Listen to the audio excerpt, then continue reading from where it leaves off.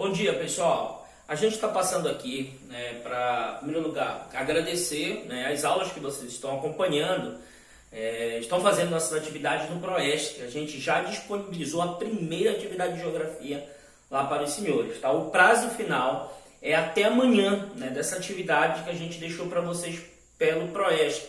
Então, quem tem que fazer atividade por lá e me encaminhar pelo Proeste mesmo. Quem não conseguir, entre em contato comigo, a gente vai estar disponibilizando o e-mail para você mandar essa atividade. Porém, eu vou dar prioridade primeiro para quem enviou as respostas pela nossa plataforma. E depois a gente vai priorizar quem enviou por e-mail. Pessoal, na aula de hoje a gente vai finalizar a primeira unidade, tá? E já vai continuar a segunda unidade. Vai começar, na verdade, né? Porque assim, a segunda unidade, na verdade, ela é um pouco da continuação da primeira, né? Também vai falar da Europa, da Ásia e da Oceania. Então, na aula passada, a gente falou um pouquinho das paisagens da Europa, da Ásia e da Oceania. E na aula de hoje, a gente dividiu em duas partes. A gente vai falar um pouquinho do clima e, em seguida, a gente vai falar da vegetação desses três continentes. Primeira coisa eu fiz aqui, eu destaquei para vocês aqui no quadro alguns tópicos com relação ao clima e em seguida a vegetação. Então a tua aula de hoje ela vai estar dividida entre clima, tá? E vai estar dividida entre vegetação. Enfim, professor, eu estava acompanhando no livro, na página 20, que é onde o senhor vai iniciar a aula de hoje, e é interessante alguns pontos que fala principalmente da Europa e da Ásia. E é aqui que eu quero reforçar com você isso. Deixa eu te explicar uma coisa. Tanto a Europa quanto a Ásia, eu vou deixar um pouquinho a Oceania de lado, porque a Oceania já está ali na região mais central, a região intertropical da Terra. Então eu vou destacar aqui primeiro, as regiões mais frias do mundo, ou elas estão mais próximo do Polo Norte, ou estão aqui mais próximo do extremo do Polo Sul, que é a Antártica. Entendeu? Então, a Europa com a Ásia, as regiões mais frias desses dois continentes vão estar mais ao norte. É a primeira observação que eu quero que você saiba. Eu vou destacar aqui e puxar para cá a Europa. Professor, quais os países europeus mais frios? São os países nórdicos, são aqueles que estão mais aqui, próximo do Polo Norte, né? Do Ártico. Né? Quais são esses países? Nós temos ali Finlândia, a Noruega, a Suécia, nós temos a Islândia. Então esses países ali, uma parte da Rússia mais ao norte, são os países mais frios. Da Ásia, aí aqui eu quero levar uma outra discussão com os senhores. A parte mais fria da Ásia é a porção da Rússia do Lago Asiático, porque você já sabe que a Rússia está ao mesmo tempo em dois continentes, certo? A porção leste da Rússia está na Ásia e a porção oeste da Rússia está dentro da Europa. Então, a porção mais ao norte da Rússia é extremamente fria. Então, o clima dessa região é bem frio. Porém, existem outras regiões da Ásia que não estão tão ao norte, como lá em cima, perto do Ártico, que também são frias. Mas não entendi, professor. O que é que tem a ver isso? Altitude. A gente trabalhou na última aula, por exemplo, que no topo do Everest, das montanhas do Himalaia, o clima é mais frio, por ser regiões mais altas. Vocês entenderam?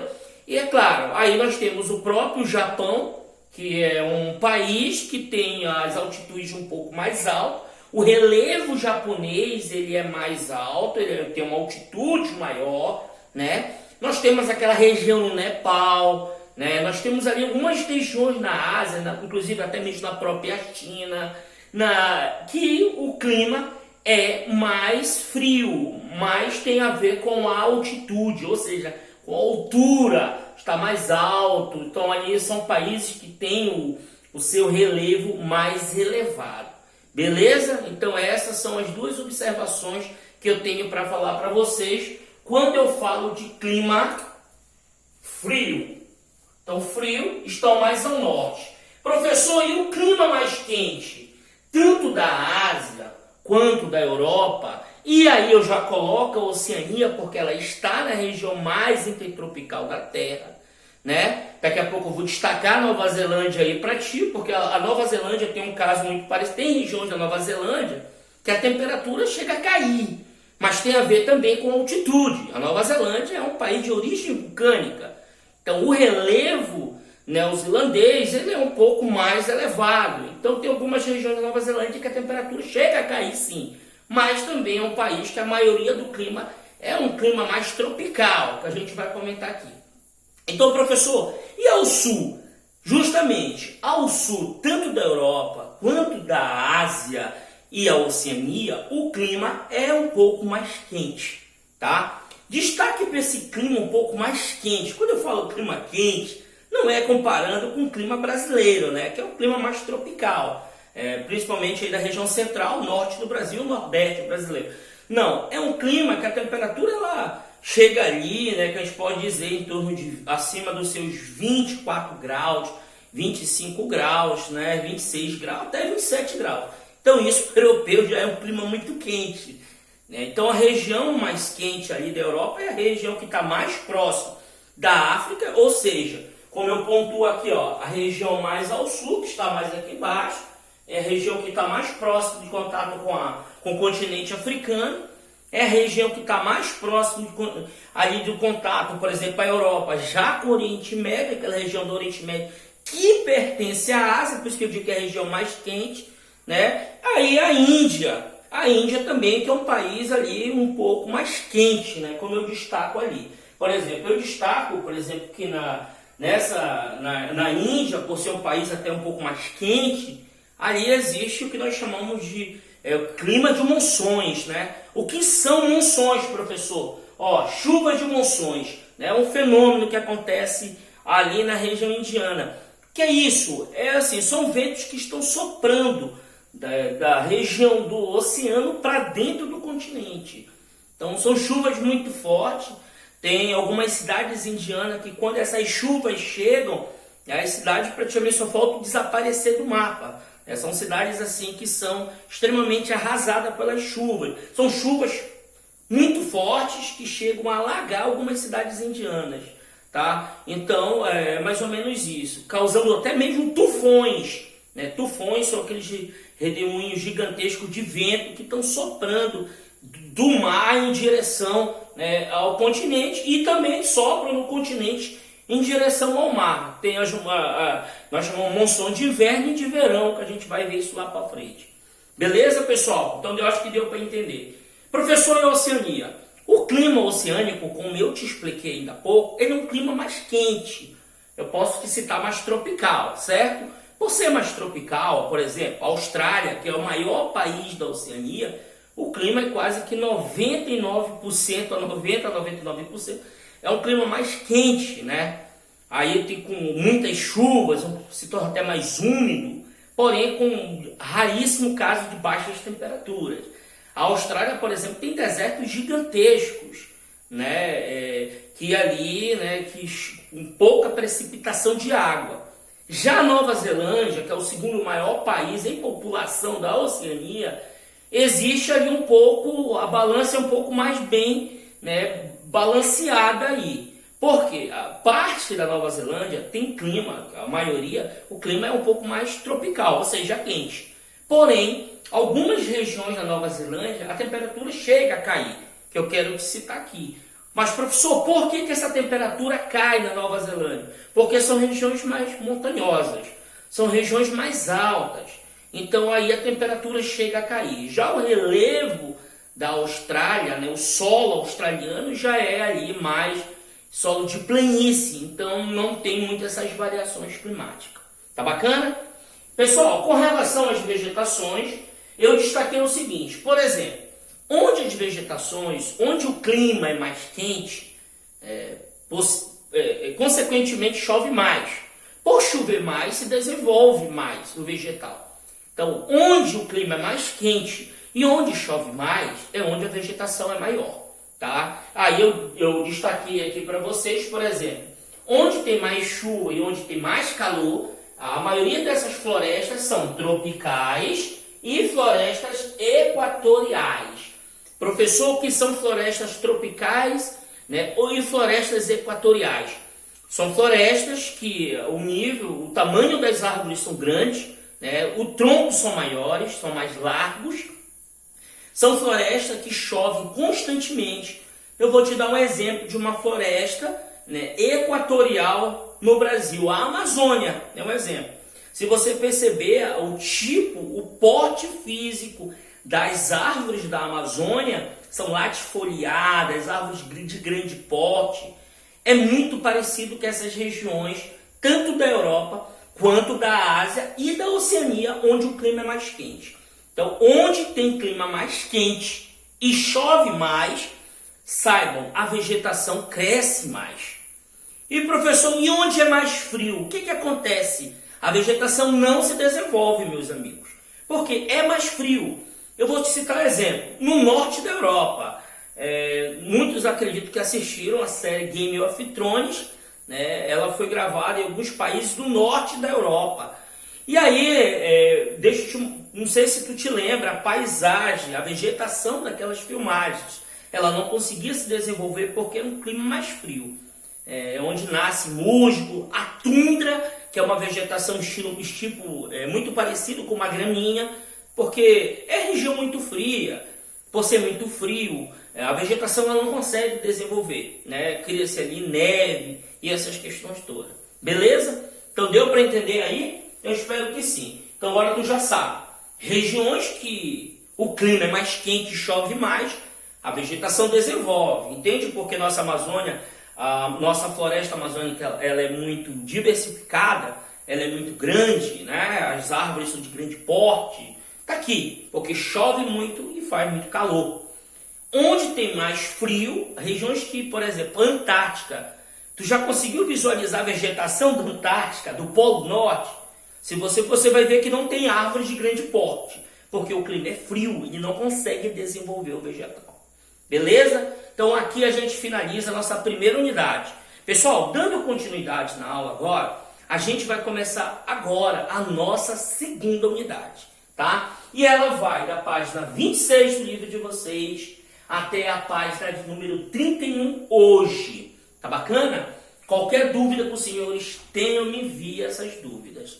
Tá bacana? E olha só, nesse segundo assunto aqui, que é a exploração dos recursos naturais da Ásia, Europa e Oceania, a gente vai dar uma atenção bem especial para tudo que a gente está vivenciando hoje, beleza? Então o nosso conteúdo, nosso segundo conteúdo, a nossa segunda unidade, ela vai ser a exploração dos recursos naturais desses 3 continentes aqui. Professor, o que é recursos naturais? Eu destaco aqui, olha, conceito de recursos naturais. São bens úteis encontrados na natureza, tá? Ou seja, são bens que são encontrados no nosso meio ambiente, na nossa natureza. Isso são recursos naturais. Esses recursos naturais estão muito associados às fontes de energia que hoje a gente convive. Então, as fontes de energia, deixa eu explicar para vocês, elas são, na verdade, divididas em 2 grupos. Deixa eu pontuar para os senhores aqui, ó. Aqui, ó. Nós temos as fontes de energia não renováveis e nós temos as fontes de energia renováveis. Então, beleza. Então, vamos lá.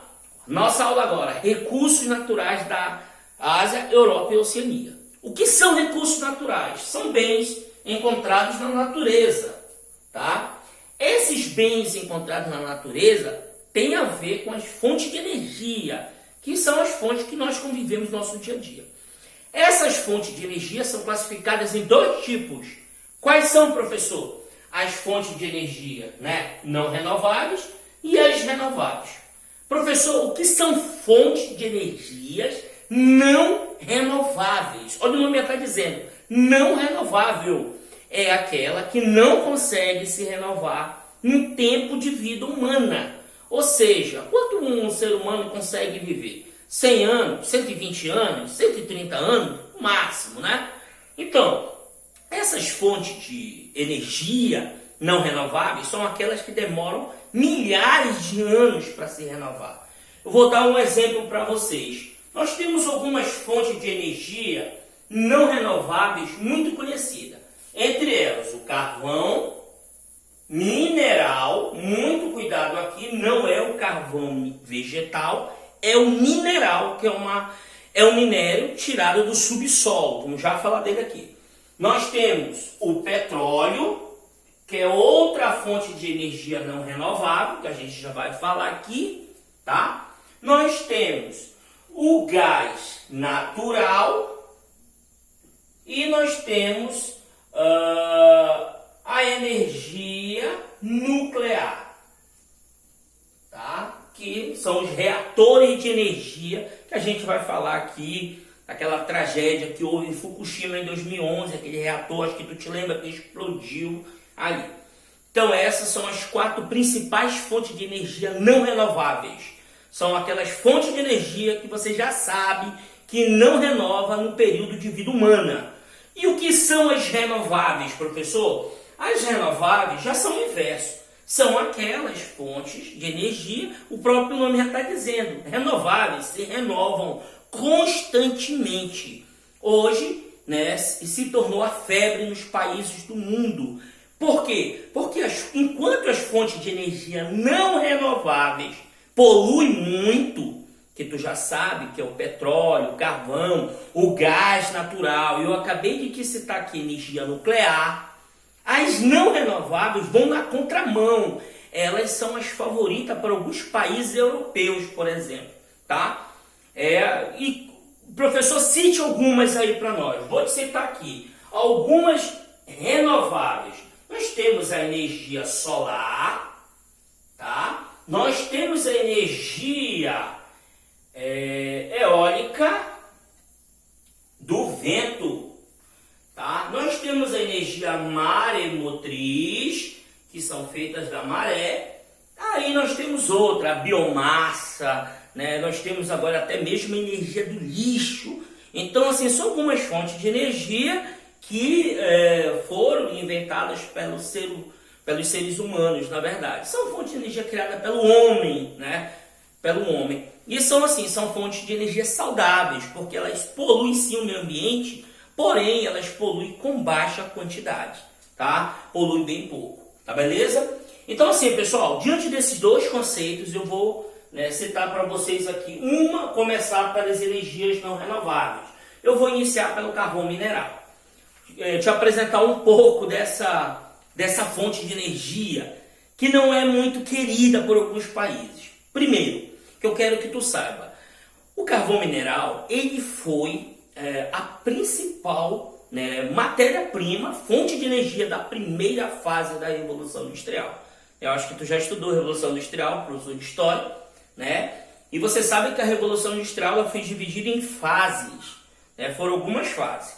Então, a primeira fase da Revolução Industrial, que foi o início da Revolução lá na Inglaterra, teve como matéria-prima principal o carvão mineral. Professor, o que é o carvão mineral? Na verdade, o carvão mineral ele é a decomposição, meus amigos, de restos de vegetais que se formaram há milhões de anos atrás. E eles estão no subsolo, formando uma fonte de energia muito utilizada, principalmente na indústria siderúrgica. Enquanto tem o carvão vegetal que tu faz o churrasco, o carvão mineral é aquela fonte de energia que usa para queimar ferro debaixo daqueles fornos gigantescos de siderúrgica. Não sei se tu te lembra, no filme Titanic, uma cena com um rapaz jogando dentro de um motor a vapor, aquele minério ali dentro daqueles motores a vapor. Aquilo é carvão mineral. Ou seja, uma pedra de carvão mineral para se decompor demora aí dias, até semanas para se decompor diante de muita temperatura. Então é uma fonte de energia que se utiliza muito em siderúrgica. Professor, hoje qual é o país que mais utiliza essa fonte de energia? A China. Hoje a China é, sem sombra de dúvida, o país que mais utiliza essa fonte de energia. É o país que mais polui o mundo com essa fonte de energia. Então grava aí. Se cair na tua avaliação, qual o país que mais polui o mundo com carvão mineral? China. China. Mas professor, é ela que tem as maiores reservas? Não. ela é que mais polui. E quem tem as maiores reservas? Estão aqui. As maiores reservas são Estados Unidos, seguida da Rússia, e em terceiro vem a China. Então, beleza? Pessoal, o carvão mineral é muito polêmico, né? É uma fonte, na verdade, é um recurso mineral, uma fonte de energia muito polêmica, porque tu sabe que polui muito o meio ambiente, porque quando está queimando, está jogando aquela fumaça negra, né, na atmosfera, e aí você sabe o perigo, corrosão, né? Nós temos da camada de ozônio e outras coisas assim. Então, é uma fonte muito polêmica, tá beleza? Então é isso. Pessoal, o petróleo é a nossa segunda fonte de energia não renovável que a gente vai trabalhar hoje. Professor, o que é o petróleo? É muito parecido com o carvão. Enquanto o carvão é a porção sólida, o petróleo é essa decomposição de restos de vegetais e animais que se formou 1 milhão de anos atrás. Só que é líquida, né? É igual um creme, né? O petróleo cru é igual um creme, né? É uma substância muito tóxica, né? Inclusive o petróleo é polêmico porque já aí teve diversos registros, né, de contaminação, né, do meio ambiente. O maior de todos aconteceu, né, naquela região aqui próximo dos Estados Unidos, ali perto do Golfo do México, né, onde uma plataforma explodiu lá no início dos anos 2000, né, e aí veio a causar um maior dano ambiental envolvendo o petróleo. Uma plataforma de petróleo da Chevron, né, uma empresa americana, ela teve ali um rompimento o petróleo ele é extraído do fundo do mar ou de áreas de deserto, né, a gente sabe disso, da parte aqui continental, e aí houve um rompimento de uma dessas tubulações lá no Golfo do México. Para vocês terem uma ideia, que a tragédia foi tão grande que atingiu ali aquela região toda, praticamente, do leste dos Estados Unidos, pegou a América Central, chegou até na Venezuela, né? Então, assim, animais marítimos mortos. Foi assim, é a maior tragédia que envolve o meio ambiente quando se fala em derramamento. Recentemente, nós tivemos uma no Brasil, um pouco polêmica. Não sei se você se lembra, né, que bem agora, nesse finalzinho, início do ano, aí, principalmente, nós tivemos uma tragédia no Nordeste brasileiro, onde algumas praias do Nordeste brasileiro foram contaminadas por petróleo. Não se sabe o que aconteceu de fato de direito. Se foi um navio que derramou de forma proposital o petróleo, atingindo ali quase que 100 praias do Nordeste brasileiro, né? Então, assim, ali uma força-tarefa, tanto da população, como entidades ambientais, o governo federal, né, para tirar o petróleo das praias brasileiras,